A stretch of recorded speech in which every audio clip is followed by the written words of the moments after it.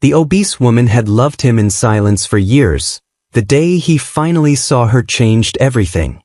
3 years ago her mother had laughed when Hazel told her she loved Henry Holt. 6 months later her sister June walked down the aisle toward him in their grandmother's lace while Hazel stood at the back of the church pouring coffee. And this morning her mother was standing in the kitchen, telling Hazel she had to marry him. The argument had been going for 20 minutes when her mother finally said the thing she had been building toward all morning.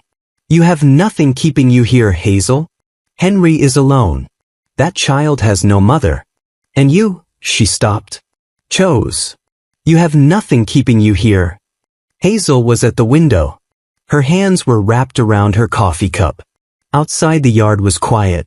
Ordinary. The chickens moving in the dust. The road empty in the early light. "She is 2 years old," her mother continued. "Your sister's daughter. She calls your mama name in her sleep. Your own blood, Hazel. How can you?" "Mama." "Stop." Her mother stopped. The kitchen held the silence of years, a solid, immovable thing that neither of them ever spoke about directly. Her mother tried again. Softer this time. The voice she used when she wanted something badly enough to be gentle about it. "You were already in love with him," she said. "You told me yourself years ago. So what is the problem? This is what you wanted." And there it was. Hazel turned from the window. 3 years ago she had sat at this same table and said the words she had been holding for months. "Mama, I think I have feelings for Henry." Her mother had looked at her broad shoulders, her heavy frame, her plain and unadorned face, and laughed. It was small, quiet. The laugh was already gone before her mother seemed to realize it had come out. But Hazel had heard it, had felt it move through her chest the way cold moves through a room when a door opens. "Oh, Hazel." Her mother had gone back to what she was doing. "June is prettier beside him. She is lighter on her feet, easier to introduce. June fits beside a man like Henry. You know that." Hazel had picked up her cup, looked at the table, said nothing more. "This is what you wanted," her mother said again. Hazel set her cup down on the windowsill. "I wanted to be chosen," she said, "not assigned." Something crossed her mother's face. It didn't stay. "How can you be selfish," her mother said quietly, "when that child—" The door opened. Henry stood in the frame. He had come for Lily. He was still in his work coat, hat in hand, the particular look of a man who has arrived in the middle of something and understood that immediately without needing to be told. Hazel felt it the way she always felt it when he came into a room, that specific shift in her chest, that pulling together of things she spent the rest of her time keeping carefully apart. 3 years had not changed that. She had buried it so completely she had almost convinced herself it was gone. It was not gone. She looked at the window. In the corner of the kitchen Lily had been playing quietly near the flour sacks since morning, arranging and rearranging a collection of wooden spools with the focused seriousness of a 2-year-old who has been given an important task. When she heard her father's voice she looked up immediately, pushed herself to her feet, toddled across to him with her arms up. Henry crouched and lifted her. She pressed her face into his neck. He held her for a moment, his eyes moving across the room, taking in Hazel at the window, her mother at the table, the specific quality of the air between them. He understood enough. He crossed to where Hazel stood and spoke quietly. Just to her. "You don't have to do this." Hazel looked at the yard outside the window. "Whatever has been said in here, you have a choice. I want you to know that." Lily had spotted Hazel.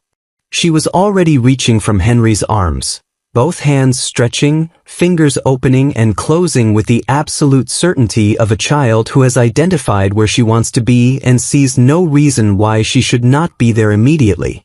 "Haza," she said. "Haza." The word came out imperfect and certain, and it went straight through every careful thing Hazel had built around herself in 3 years. Henry transferred her across without a word. Lily settled against Hazel's shoulder immediately, the way she always settled, completely, like arriving somewhere she had been trying to get to all morning. Her small fingers found the fabric of Hazel's collar and held on. Hazel stood holding June's daughter. She looked at her mother across the kitchen. The woman who had laughed. Who had sorted her daughters like resources and never once understood what the sorting had cost. She felt Lily's weight against her shoulder. Warm and certain against her shoulder, already asleep the way small children fall asleep, completely, between one breath and the next. She looked at Henry. He was watching her with an expression she could not read and did not try to. She turned to her mother. "Tell him I will come," she said. "At the end of the week." Her mother's face opened with relief. She started to say something. "Don't," Hazel said quietly. "Don't say anything else." She carried Lily to the chair by the window and sat with her while her mother went to speak to Henry in the yard. She looked at the road outside. At the ordinary morning, continuing around a decision that had just rearranged everything inside her. She did not look toward the yard. She did not watch him leave. That night after the house had gone quiet, Hazel pulled the cedar box from beneath her bed. She had not opened it in 3 years. The journal was at the bottom. She lifted it out and sat on the edge of the bed and opened it to an entry from the winter before everything changed.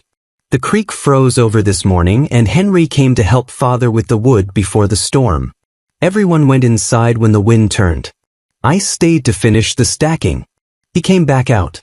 He didn't say anything, just took the heavy logs from my arms so my fingers wouldn't freeze. When he pulled off his wool mittens and tucked them into my apron pocket, he looked down at my hands, at the knuckles, split and red from the cold, and he said, "Keep them, your hands do more work than anyone else's in this county." He went back inside. I stood in the lean-to with his mittens in my pocket and the cold going out of my fingers, and I thought, this is what it would feel like. Just this. Just someone noticing. I have been warm all evening and I do not know what to do with that. She read it twice. Then she closed the journal and placed it carefully in her traveling bag. She looked at herself in the dark glass of the window for a long moment. Then she reached out and blew out the candle.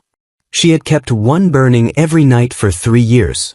Tonight she let the dark be dark. The morning of the wedding, her mother came to her room before the light was fully up and did up her buttons in silence. They had not spoken properly since the argument in the kitchen. Her mother's hands were gentle on the buttons. When the last button was done, she stood behind Hazel and looked at her in the small mirror on the wall. Hazel looked back at her own reflection. The white dress did not make her look bridal. It made her look large and pale and very still. Her mother's hands rested lightly on her shoulders.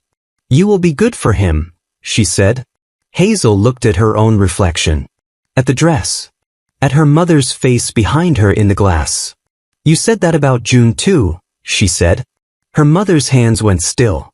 The silence that followed was different from all the silence before it. "I know," she said. Just that. 2 words with something in them Hazel had never heard from her before. She finished straightening the collar and left without another word. Hazel stood alone in front of the mirror. She picked up her gloves and walked out. June's wedding had been 3 years ago. The church full, the fiddles going outside, everyone in their good clothes. Hazel had stood at the edge of the room with a coffee pot in her hand because there was always something useful to hold. June in white, coming down the aisle, her face lit with the happiness of a woman who has been chosen by the world and knows it. Henry at the front, turning when he heard her coming. Hazel had watched, had smiled, had refilled the cups of people who did not look at her. And then, just once, Henry's eyes had moved past June and found her across the room. He nodded. Simple. She had looked down at the coffee pot. She had thought about that nod for 3 years. The ceremony was small. The preacher, her parents, a handful of neighbors who had come out of respect for Henry and quiet curiosity about everything else. When Hazel walked in, Henry turned and looked at her with an expression she could not read. Something that took her in completely and gave nothing back. She walked to the front and stood beside him and fixed her eyes on the preacher. She felt the warmth of him beside her and did not look at it. The preacher spoke. Hazel said what she was supposed to say. Her voice came out steady. It always did. Lily had been in her grandmother's arms in the front pew, watching Hazel with the focused tracking of a small person who has been separated from the one she wants and is monitoring the situation closely. When the preacher reached the part about the ring, she made her decision. She broke free from her grandmother's grip with the sudden absolute energy of a 2-year-old who has been patient long enough, and Toddle ran straight to Hazel's skirt and grabbed it with both fists. "Haza," she said. "Haza, Haza." Hazel looked down at her. At this child with her sister's dark hair and her father's gray eyes, who had been finding her in every room since she learned to walk. She reached down and picked her up without thinking. Lily settled against her immediately, head dropping to Hazel's shoulder, one small hand fisting in the white fabric of the dress, the long exhale of a child who has finally arrived where she was trying to get to. The preacher finished the ceremony with Lily half asleep between them, her small hands still holding the dress. When it was done, Henry turned to her. He did not kiss her. It was not that kind of wedding, and neither of them pretended it was. He simply looked at her for a moment, at Lily against her shoulder, at Hazel's face above his daughter's dark hair, with that same careful, unreadable expression. Then he put his hand on her back, flat and steady between her shoulder blades, just resting there. The way you put your hand on someone's back when you want them to know without saying it that you are there and you mean to stay. She felt it through the fabric of the dress and looked straight ahead and did not let herself feel anything about it at all. It was the kindest thing anyone had done for her in years. It made everything worse. The wagon ride home took an hour.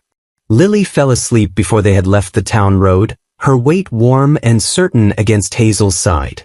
Henry drove. They did not speak for a long time. "Thank you," Henry said finally.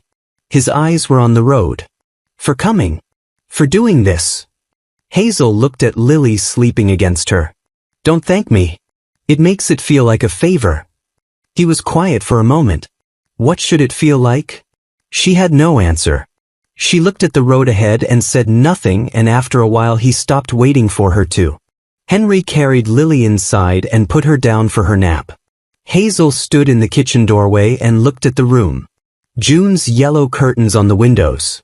June's recipe cards in the tin box by the stove, the handwriting neat and slanted. The shelf arrangement. The placement of the lanterns. The particular hook where the good apron hung. She followed him down the short hallway.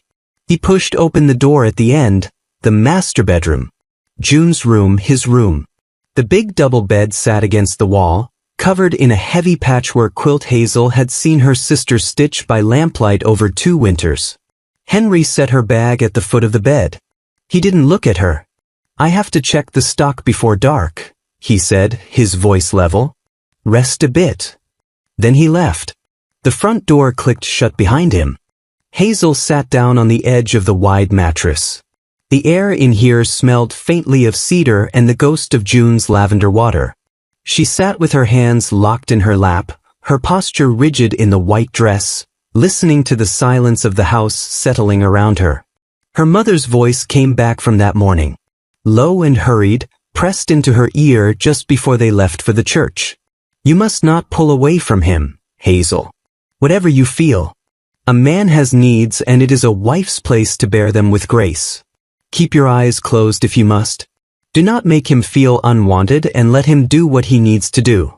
The advice had been vague and heavy with a dark shame. It was passed down the way these things were, woman to woman, as though endurance were the only thing a wife was required to bring to her marriage bed. Hazel's heart hammered against her ribs. She had loved Henry Holt in silence for 3 years. But the thought of him touching her out of obligation, her body, her large plain body that the world had spent years telling her was too much and not enough simultaneously, made her throat go tight. She was not afraid of him. She was afraid of what it would feel like to be reached for without being wanted. To be managed even here. Even in this. She waited. She watched the gray light shift across the floorboards as the sun went down. When the front door finally opened, her whole body went rigid. His boots in the hall. Coming closer. Stopping outside the door. Henry walked in. He had taken off his hat, his dark hair damp at the temples from the evening chill. He stopped 3 feet into the room and stood there. The silence between them stretched until it had weight. Neither of them moved. Hazel looked at the floor near his boots, her breath coming short, waiting for him to cross the distance. Henry looked at her, at the white dress spread over the quilt of his marriage bed, at her pale, rigid face, at her hands locked together in her lap. He did not move toward her. He stood there for a long moment, his jaw tight, his chest rising and falling in the quiet room. Then he cleared his throat. The sound was sharp in the stillness. "Hazel," he said. His voice was rough and careful. He looked away from her toward the door. "Come with me. Let me show you your room." He picked up her traveling bag from the foot of the bed. Hazel sat frozen for 1 heartbeat. The breath left her lungs in a sudden rush, relief and shame at the exact same moment, indistinguishable from each other.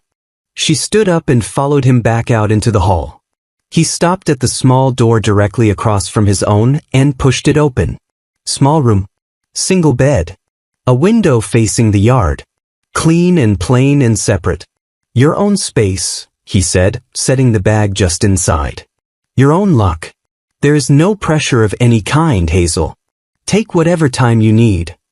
He met her eyes once. Then he went back down the hall. Hazel sat alone in the small room in the dark. She did not reach for the matches. She had lit a candle every night for 3 years, the automatic habit of a woman who had decided the dark felt permanent without one. Tonight she sat in the dark and let it be dark. This small room. This separate door.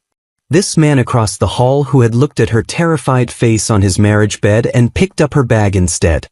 She lay down on the narrow bed in her sister's house and stared at the ceiling and felt the relief and the shame still sitting in her chest side by side where she could not tell them apart. She did not plan to make his coffee. She was at the window when she heard him come in from the barn, and by the time she turned around her hands had already done it, found the tin, measured it, set it on, the automatic motion of years of paying attention to someone she was not allowed to want. She turned and set the cup on the table without looking at his face. He sat, drank, set it down. "How did you know?" He said. "Know what? How I take it? I didn't tell you." 1 beat too long before she answered. "June wrote me letters," she said. "She told me." He looked at her over the cup. "She told you about me? You were part of her life." He looked at her with a quality of attention she was not used to and did not know what to do with. "She wrote about how I take my coffee?" he said. "She wrote about everything," Hazel said. That was June. She turned back to the window. He went outside. Hazel stood at the window watching him cross the yard and understood she had already said too much, and it was only the first morning. The days settled into a rhythm that felt less like a marriage and more like a long, quiet breath being held. Lily was the only one who didn't care about the silence. She woke with the sun and called Haza into the morning air with the absolute certainty of a child who knows she is loved. Hazel would go to her, lifting the warm weight of her sister's daughter, and for a few minutes, everything was simple. Loving Lily was the only thing Hazel did that didn't feel like an intrusion. But outside that nursery, Hazel was a ghost. She didn't change a single thing. She moved through the house with a heavy, rhythmic paralysis. She did what was required. The fire was lit, the child was fed, the floors were swept. But she did it with the detached precision of someone performing a task in her sleep. She wasn't building a home. She was waiting for a sentence to end. Henry noticed after 10 days. He came in from outside one evening and stood in the kitchen doorway looking at the room, unchanged, precisely unchanged, not a single thing moved, and said, "You can change things, you know. The curtains. The shelves. Make it yours, Hazel." She was at the stove. She did not turn around. "It works well enough as it is. It is your house now." "I am just here, Henry." A silence. She heard him step into the room. "You are not just here." She kept her back to him, kept stirring. After a moment she heard him go back outside. He found June's letter on a Thursday.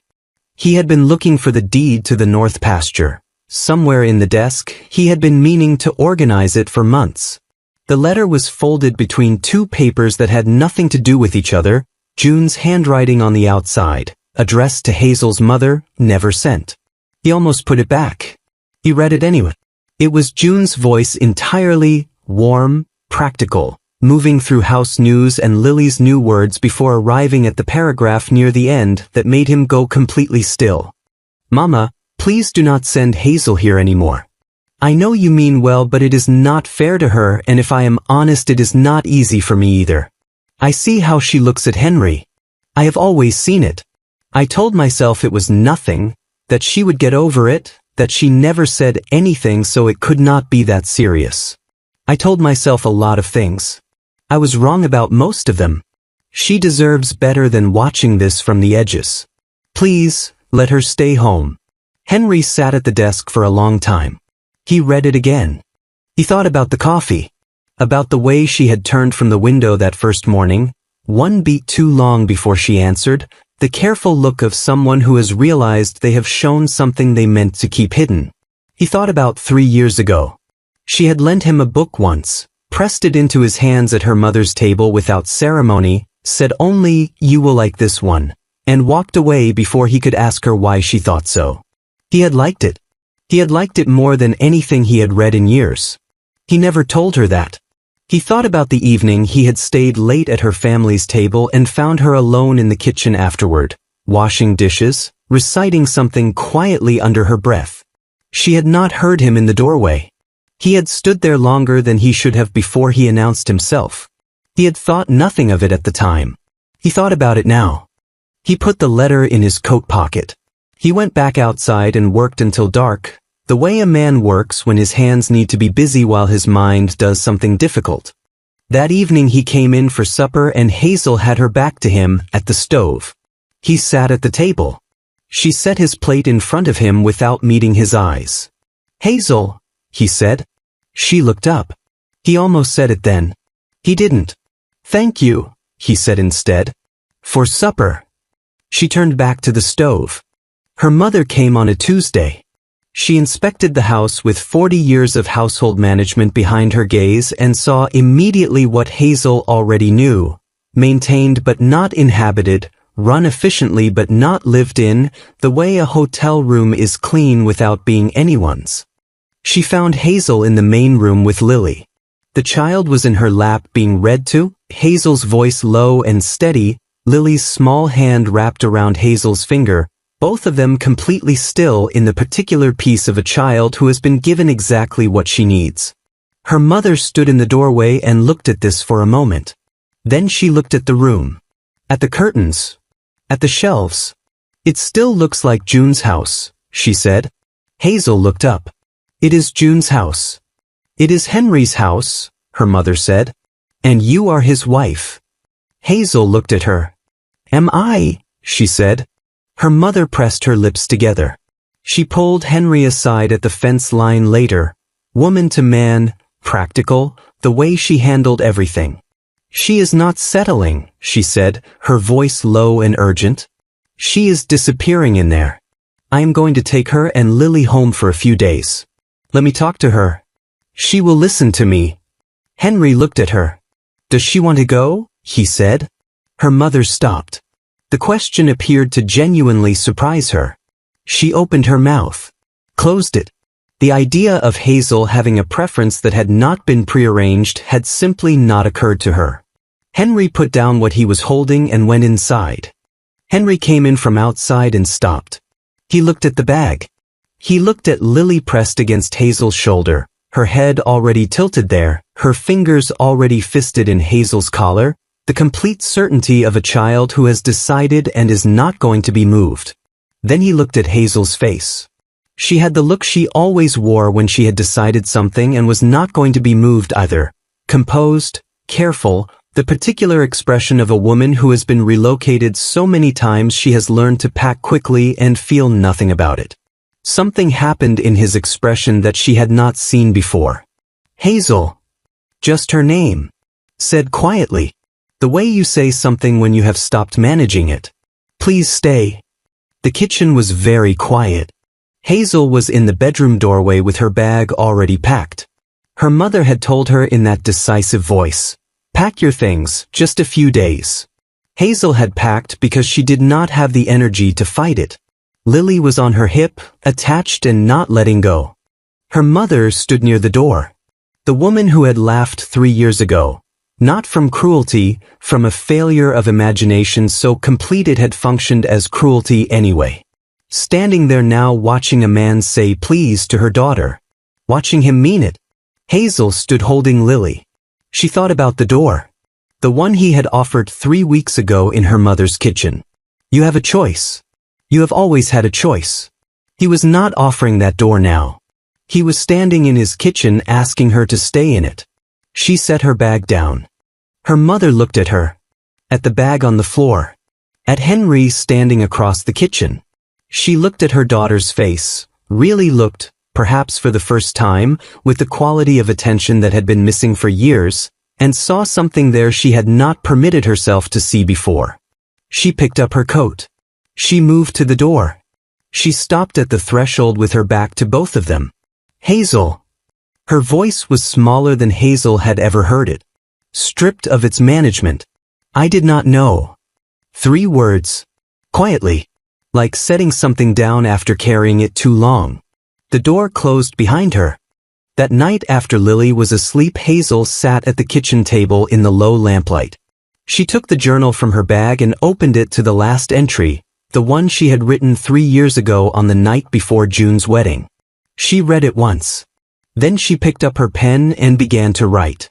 She wrote until the lamp burned low. Then she closed the journal and set it on the shelf beside June's recipe tin. She blew out the lamp and went to bed. For the first time since she arrived at the ranch, she did not lie awake until dawn. The change in Henry was not loud.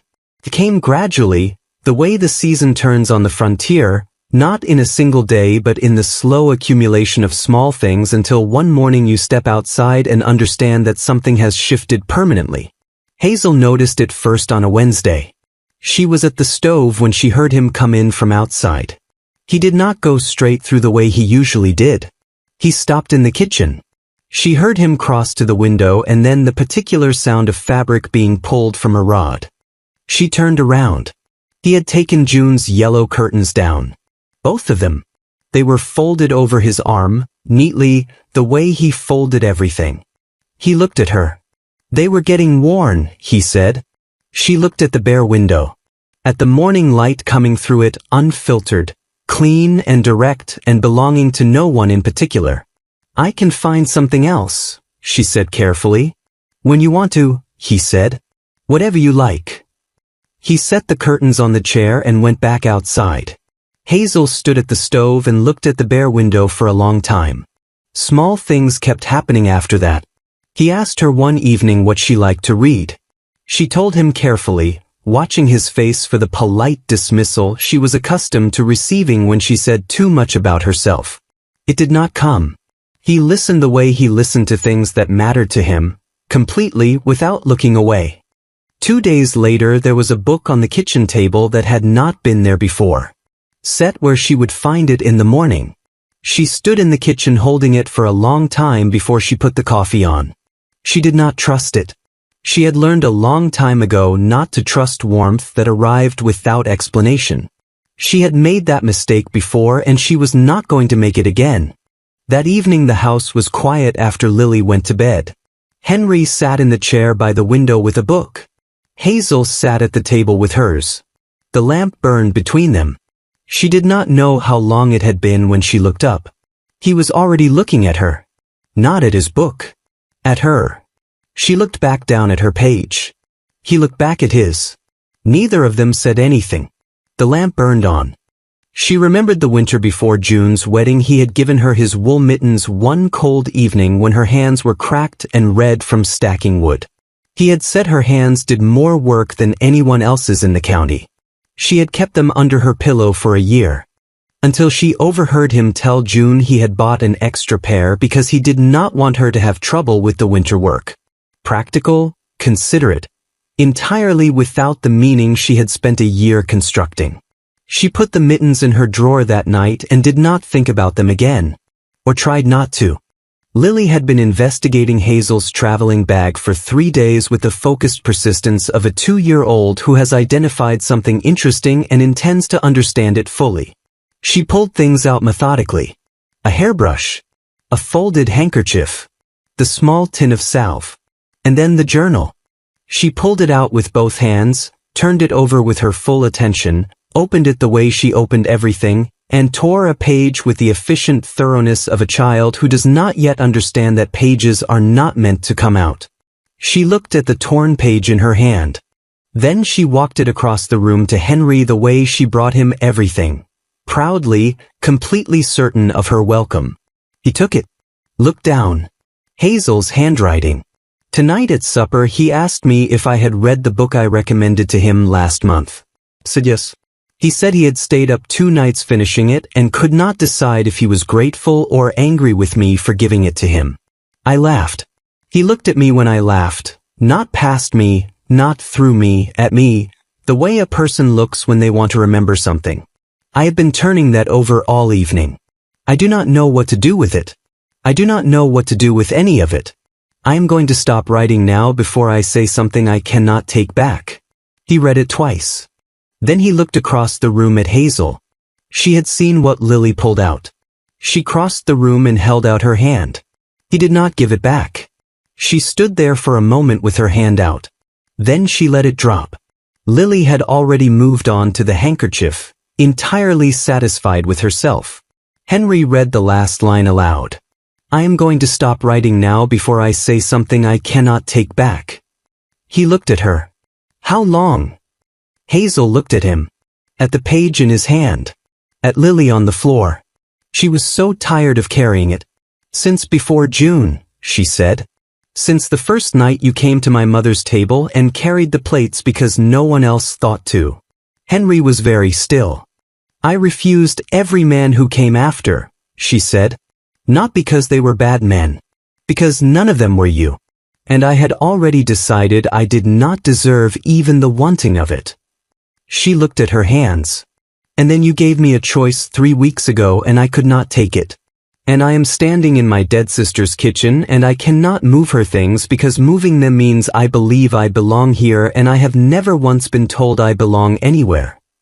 A silence. Why didn't you say anything? Henry said. 3 years, Hazel.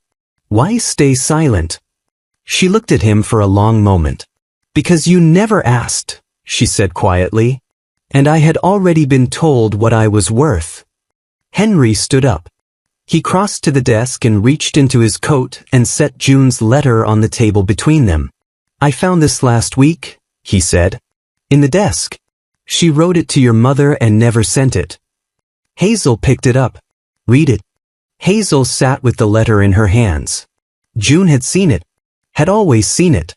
Had told herself the same things Hazel had told herself and arrived, too late and alone, at the understanding that she had been wrong. Had never said a word to Henry. Had carried it quietly until she put it in a letter she never sent and then carried it to her grave. She deserves better than watching this from the edges. Hazel set the letter down. She was right, she said. That I would never say anything.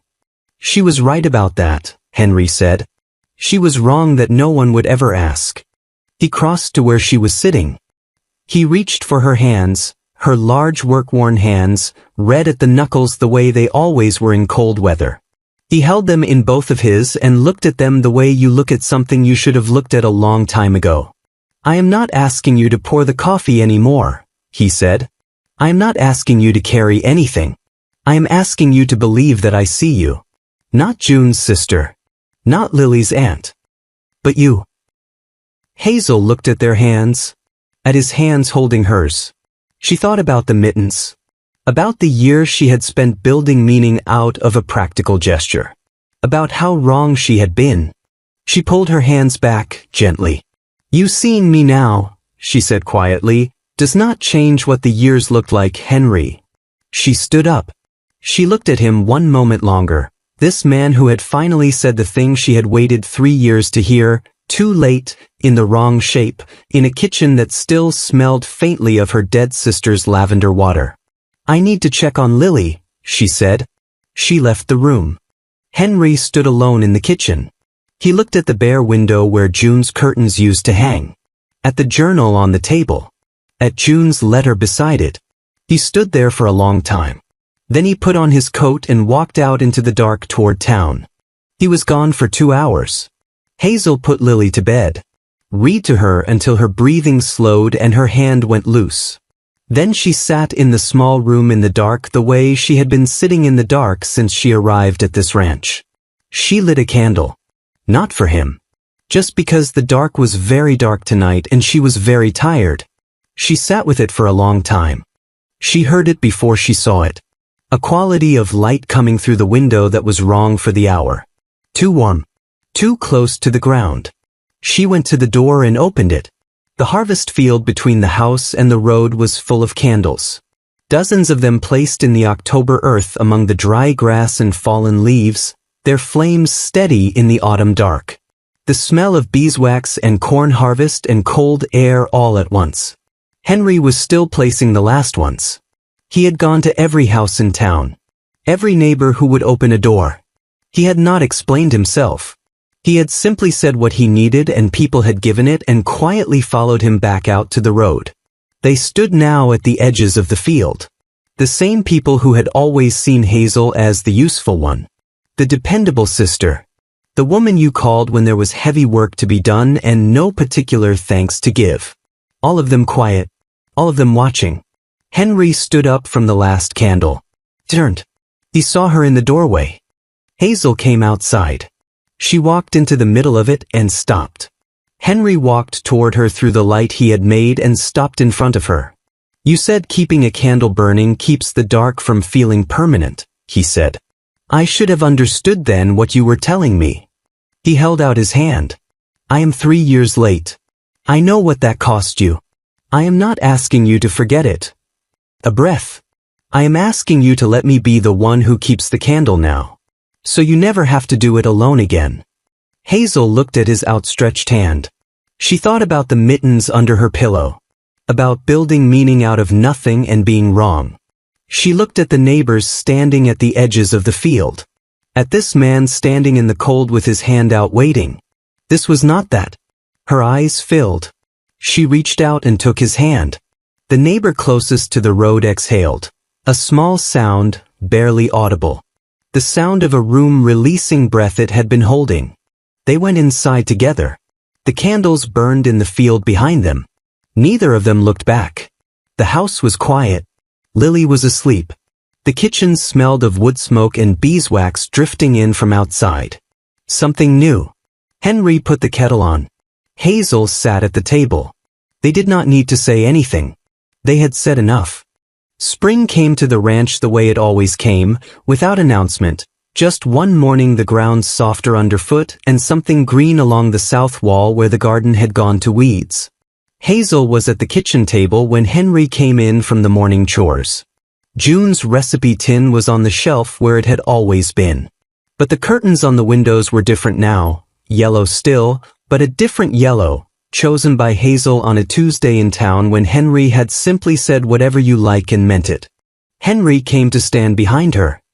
He moved her hair from her neck with one hand, slowly, deliberately, and lowered his head. He kissed her there, his stubble rough against her skin, his breath warm. She went still, a long, slow exhale leaving her lungs. She didn't pull away. She didn't look for a chore to do. She simply reached up and covered his hand with hers, pinning his warmth against her. Lily came in from outside with something important in her fist, a stone or a flower or some treasure only a 2-year-old would recognize as significant. "Haza," she said. "Haza, look." Hazel looked. She had loved him in silence because no one had ever told her she was allowed to speak. It turned out she had simply been waiting for someone to ask.